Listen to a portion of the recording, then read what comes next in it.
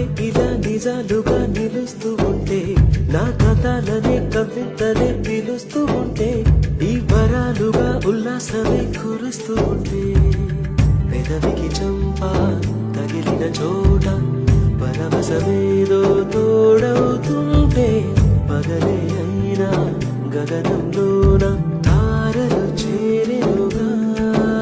నిజంగా నేనేనా ఇలా నీ జలలో ఉన్నా? ఇదంతా ప్రేమేనా?